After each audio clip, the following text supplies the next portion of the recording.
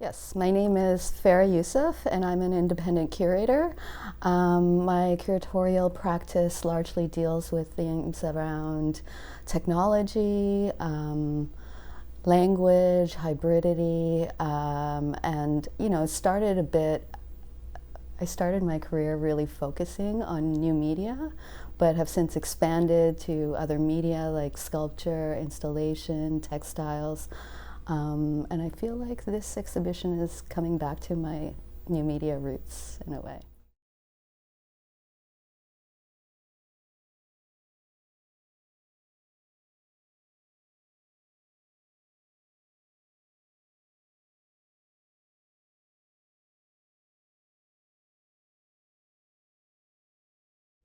I've been thinking about these things for a long, long time.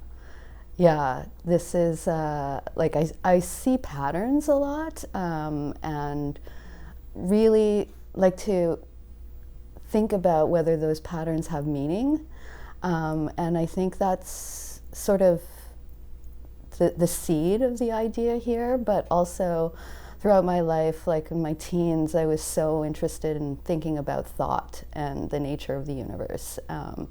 I was reading things like Gödel Bach, An Eternal Golden Braid by Douglas Hofstadter, other things about consciousness from like Daniel Dennett or even Marvin Minsky, neuroscientists like Oliver Sacks, and even like physics things like Stephen Hawking, and then even getting a little, esoteric with, the Tao of physics, right? So I kind of feel like I'm revisiting a lot of these topics.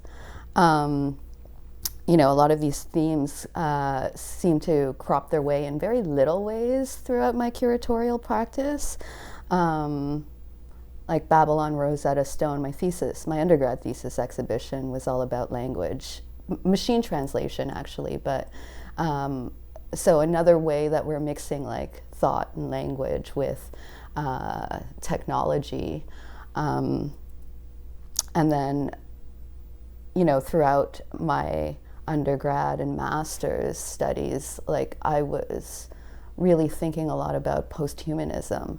And you see that come into this exhibition in a lot of the other than human natures, right?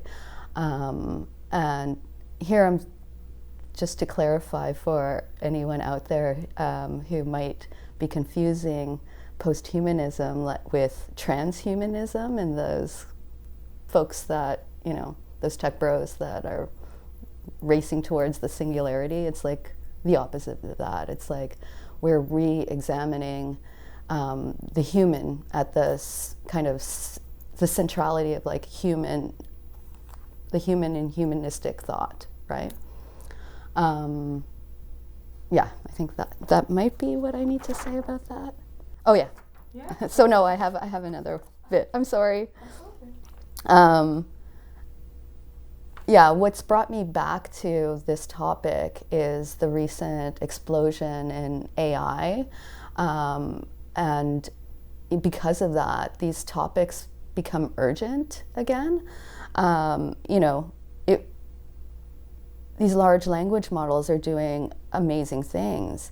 And if they actually reach like artificial general intelligence, have we as a society really thought about what that impact is?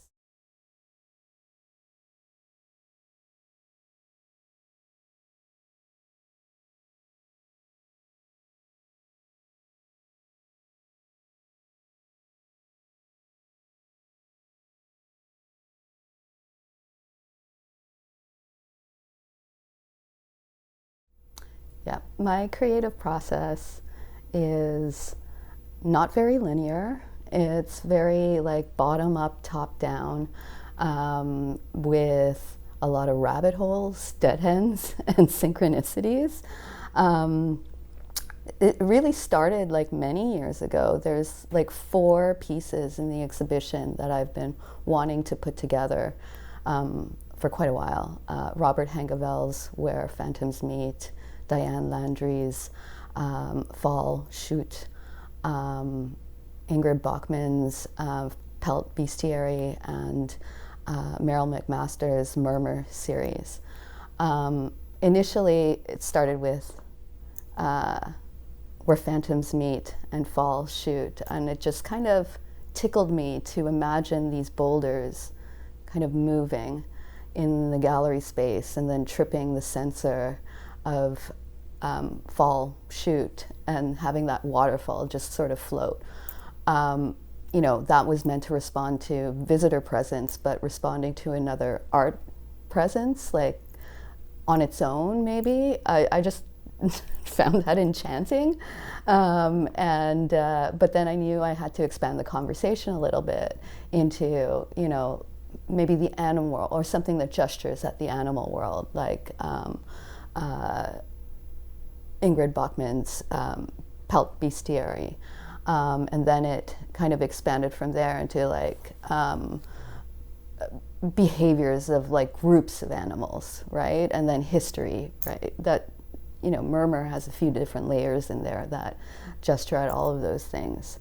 At the time, I was kind of thinking about contextualizing all of this through this idea of the Anthropocene and nature, human impact on nature, but it didn't really click. It kind of felt a little dark when I was reading about that, and there was a sense of wonder to all of these things that I don't know, it wasn't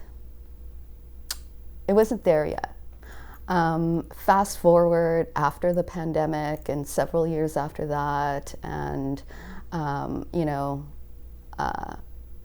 AI is coming into its own.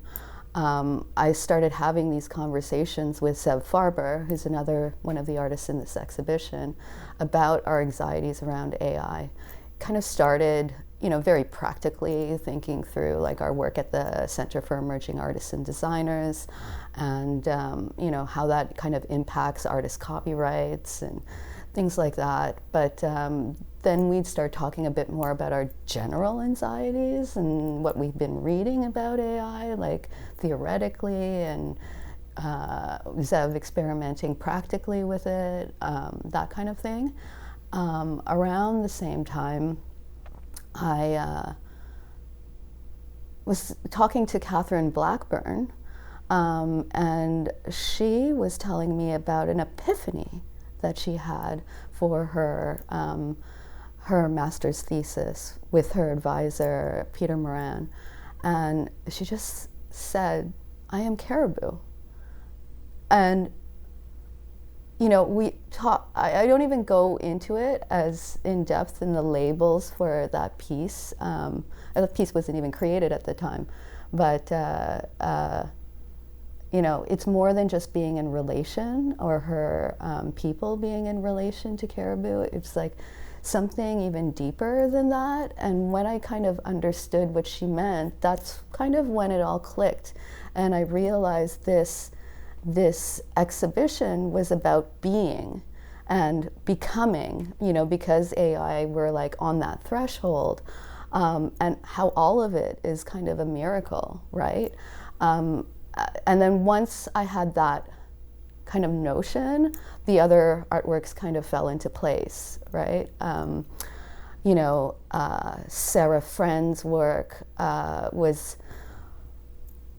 like the Gentle Automata Touching Grass was really an amazing piece to include, because it was sort of built on John Conway's Game of Life and those early algorithms that represent life. But then she also had the Life Forms project, think of them as like digital Tamagotchi, right? But she programmed them that if you didn't take care of them, they would die.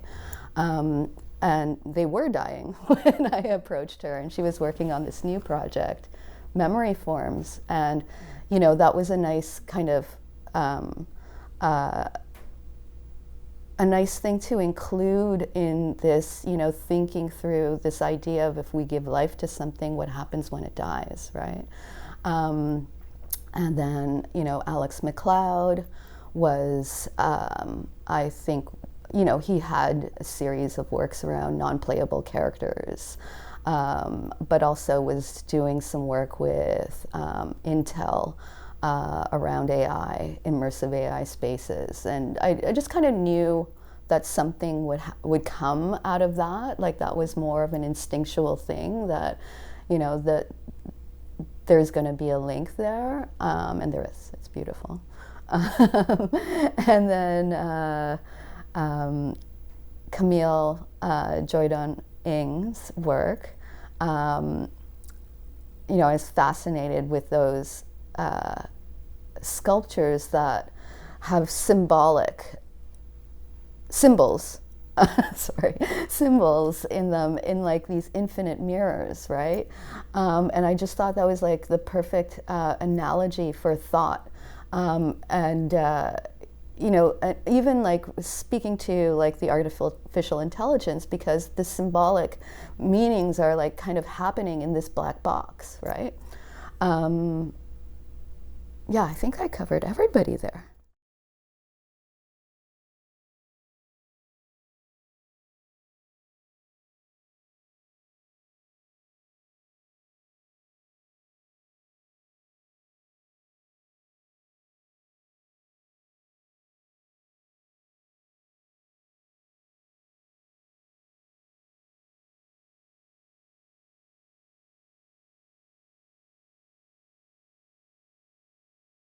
Yeah, I think my past life in motion graphics and experience design laid a really strong foundation for me in telling visual stories and experiential stories to a very general public. I mean, a lot of that stuff was done in service of commerce, right? But I think a lot of that can be applied because except what I'm doing in my curatorial practice is drawing on that knowledge of like how to engage people, and using that to really unpack like deeper theories, like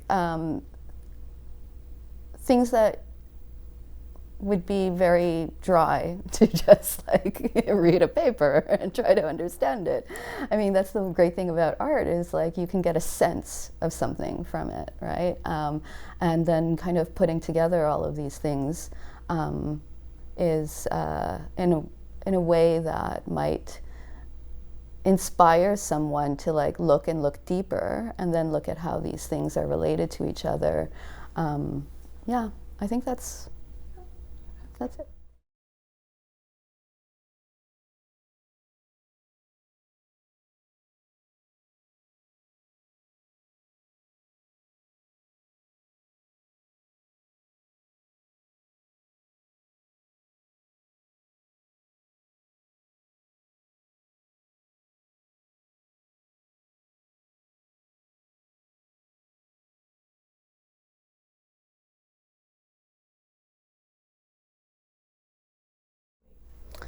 Yeah, this is going to be a long answer because I've had like a decades-long fascination with AI. And my first experience of AI was ELIZA at the Ontario Science Centre. This was back in the 80s. I was part of this gifted program, and for, I don't know, I think a whole term, we would go to the Science Centre and learn there every week. And every time I visited, I would visit ELIZA, and it was just like a little commuter terminal where ELIZA was supposed to be a psychotherapist and ask you questions, and you type in your answers or you engage in a conversation. But that was super early, and so it was really just a bank of scripts and probably some logic rules that so yeah, ELIZA was just a computer with that was supposed to act like a psychotherapist, or where you would it would ask you questions about how you're feeling, and like you'd engage in a sort of conversation. But ELIZA drew on a script bank, and you could see how it was working, right? The sort of logic things that it was doing. I like the boys in the class would try to get it to swear or stuff like that. But I was kind of fascinated by this and a little bit afraid also. Like I knew it was a program, but I'd pore over my printouts, and then the next week I would take another tactic in talking to Eliza. I'm not 100% sure if I really remember what I was trying to accomplish with that. I just kind of knew that I was like fascinated with it, and I was just trying to figure it out in some way, right? Like I don't know. But then later on, this kind of cropped up again. Well, it didn't just crop up, like I pursued it in my mid-20s. I decided to start pursuing a degree in cognitive science and artificial intelligence. And,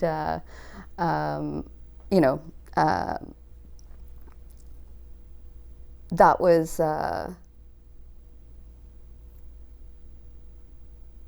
just part-time. I didn't finish the degree because I was working full-time in animation at the time, and so it was just I couldn't balance the two, but I did enough of it to get like a solid, like a base at least.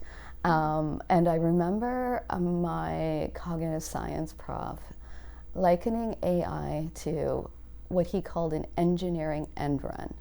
Right? So I was not familiar with football, so I might mess this up, but in football, like you're supposed to move, the players are supposed to move the ball across the field, right? And an end run is, I think, when someone just throws it and then someone catches it close to the end, right? So you skip over all of this stuff. I could be wrong. But how that was related was like in cognitive science, it was like a mixture of cognitive psychology, philosophy of the mind, linguistics, and they were trying to think about thought into like, what are the fundamental components? How can we put this together and make a science out of it, right? Something like, organizing all the elements into the periodic table of elements, right? But applied to that field. And the computer scientists were just like, oh, well, we're just going to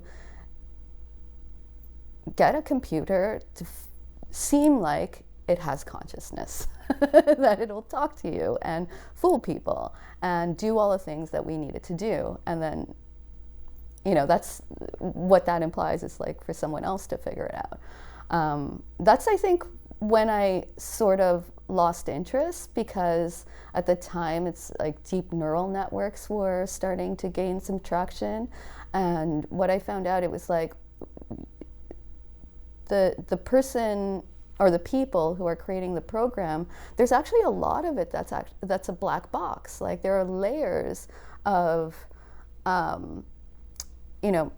algorithmic choices that the computer itself is making to learn, right? So how's that gonna explain anything about how we thought? And now, in this very accelerated AI moment, I kind of find myself coming back to the same questions, but I think now I'm able to articulate it a little bit better. There still is that fascination, there still is that fear. The fear isn't about like computers taking over, like some kind of AI apocalypse. Like, sure, maybe that could happen, but really what it is for me is being this close to an artificial general intelligence. Like I'm having a crisis of meaning, right? Like spiritual and philosophical meaning, right? Like what does that mean that human beings can create a whole other consciousness, right? What does that like? And I'm not even sure like how to think about it really. Like, does that prove all of the materialists, right? Like that it's just we're just meat and like electric synapses and stuff like that, right? There's nothing greater than that. Or is it kind of like the opposite, that if this thing arises out of just that, you know, why don't we look again to all these animistic beliefs, right? Where, you know, everything living and inert has a spirit or consciousness of its own, you know, like not like humans, like a rock would have a rock consciousness, just like maybe a computer would have a computer consciousness, right? Yeah, but the questions are kind of big. And, you know, if we are to do it, how do we really move forward morally and ethically?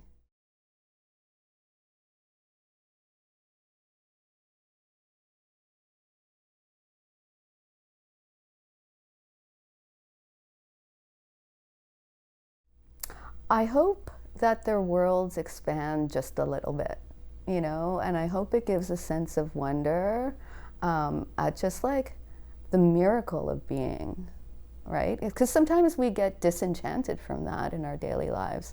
And, you know, I hope it re-enchants them and then makes them think about these like deeper questions as well.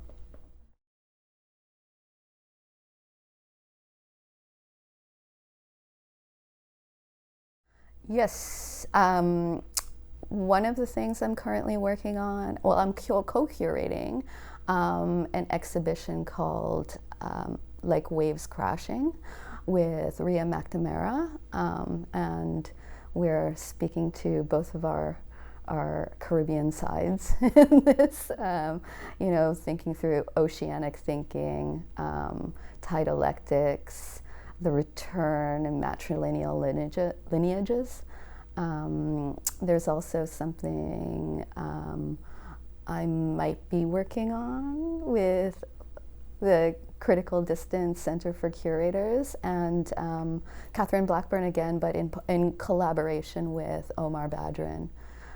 They've been collaborating together for a while. I've had them both in previous exhibitions separately, or actually they were in a while together, but I'm excited to see what their collaboration brings up.